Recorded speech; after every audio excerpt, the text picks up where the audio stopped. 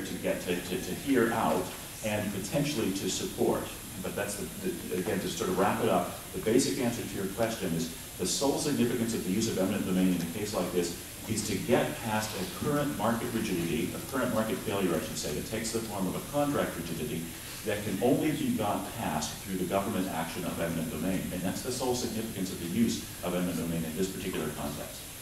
I just want to give the floor to Tom. Did you want to say something? I'm sorry, just to give the floor to somebody who hasn't had a chance to speak yet. Tom, go ahead. Yeah, I just want to follow up on, I guess, 2 points within that. First is the contractual rigidities. How are the payment servicing agreements actually structured? What do the words say? We've got a detailed white paper from 08, I think, 07, that summer of 07 we put out, where we did a broad survey of pooling and servicing agreements, what they say, what they don't say.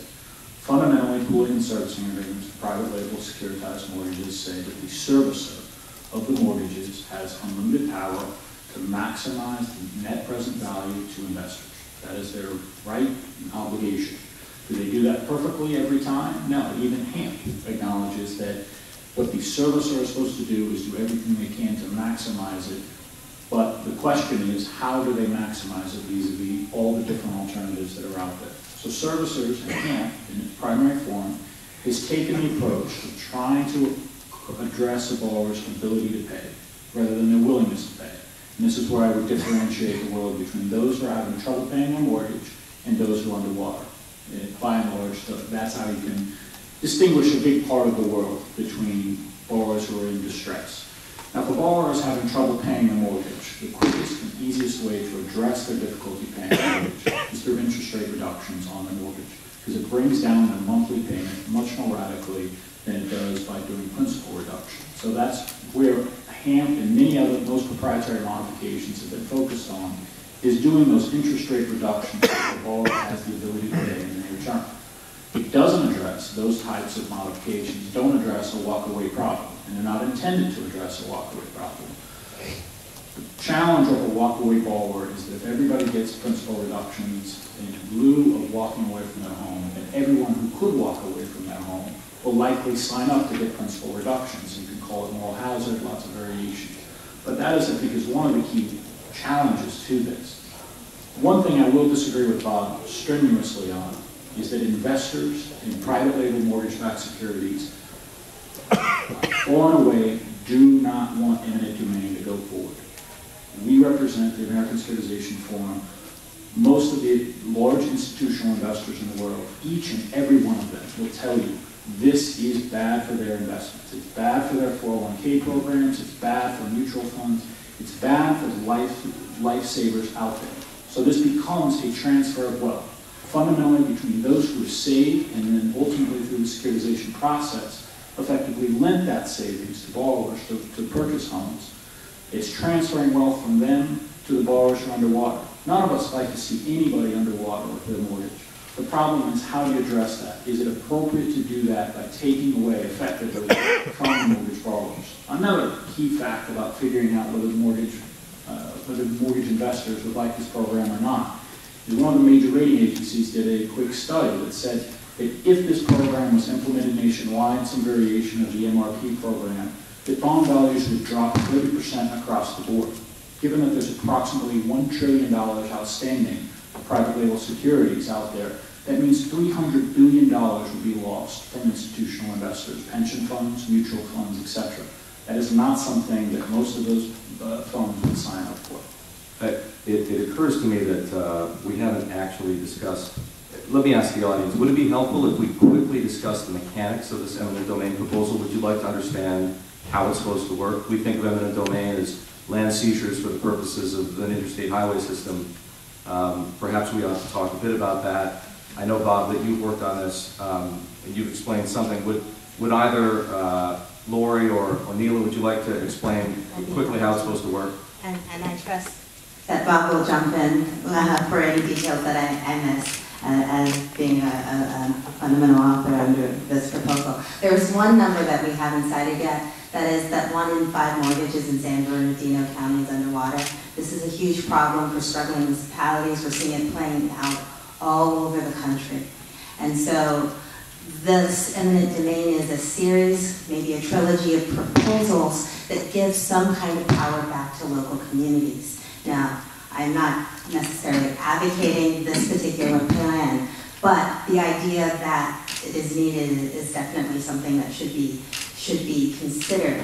And I'll speak more about that later. But to the question, eminent domain, as conceived in San Bernardino County, would allow the county to gather funds from new investors to seize mortgages out of private label securities based on certain characteristics. Now, those characteristics have broadened over the past week, 2 weeks, or a month. It was that they would only take mortgages that were current and underwater. Now, there's been news reports that, and some of the comment letters from MRP has suggested that they would now look at mortgages that were delinquent as well.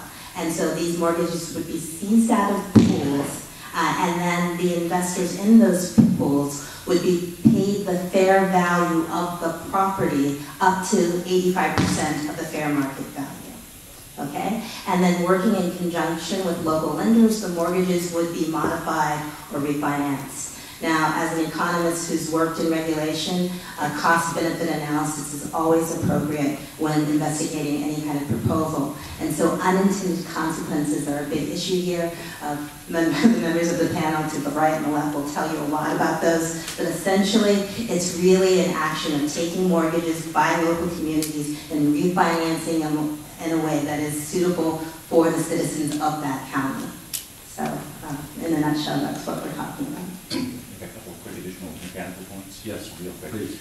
So the basic idea here is that the county, or whatever the governmental authority is, pays fair market value as determined by the courts for the mortgage loans that are purchased out of the private label securitization trusts. They don't have to be private label, by the way. It's just that the currently best known such proposal is looking at the private label trust. One could go elsewhere as well, but for the time being, we're talking about private label. So you buy the mortgage loan out of the private label securitization trust. The fair value that you pay for those mortgage loans is supplied by private investors because, of course, states and localities don't have money to use for this purpose. Now, I know that Tom, in 2008, and I as well in 2008, suggested that TARP monies would have been well used for this purpose, right? If the federal government had done something along these lines, there would have been public monies available to do it. But at this point, that doesn't seem to be on the cards. That means that states and localities have to operate. They have, of course, strapped budgets, partly by dint of the property price collapse itself, since, of course, property taxes fund local governments. So private investor monies have to be used instead. The most important thing, I think, to note in that connection is that the very first invitees, the very first investors who are invited to put up the money that's used to buy these mortgage loans are the current bondholders themselves. That's a completely critical point that I think some organizations, like MRP in particular, have not done a good job of getting out there, and that I've tried to urge on them to get out. The idea is the first people who are invited to participate, the first people who are asked to put up the investable funds to do this, are the current bondholders themselves, which underscores the sense in which what this is the solution to a collective action problem. The idea is that if the bondholders were themselves running the securitization trusts, if they themselves controlled the disposition of the assets, the claim is, or the theory is, they would do this themselves, or they would have reason to do so themselves. But because the way these trusts are arranged prevents the bondholders from acting in their own name and makes them rely instead on trustees and servicers, it doesn't get done. The way, then, you enable them to do it themselves, in effect, is by inviting them first to put up the money that's used to buy the mortgage loans from them themselves. And then insofar, of course, as their participation falls short of what's needed to buy all of the mortgage loans, you invite other investors in as well. But that's the basic idea, is you buy the mortgage loans. Once you own them, then, free and clear, you can refinance, which is to say you can write down principal and come and essentially issue new loans that have written down principal and that are now essentially more sustainable debts for those consumers themselves. And in the meanwhile, you've enabled securitization trusts to sell off assets, underperforming loans, that currently can't be sold.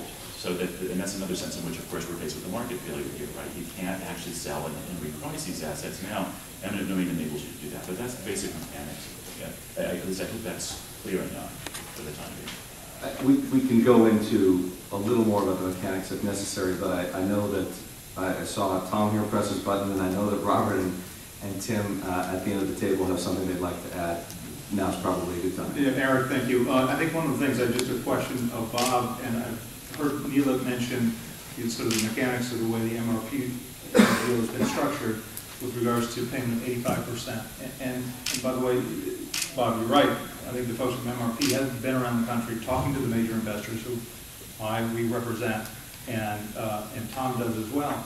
And so their feedback being, right, and I'm, just to add their feedback in that element, is, first of all, their understanding is that you're going to pay 85% of fair value. So with any sort of structure, the devil is always in the details, right? And these things are executable and have impacts on various aspects of the market. And it's only going to work if it works for all parties involved. All parties are going to be impacted by these events. So if you're paying 85% of the fair market value of the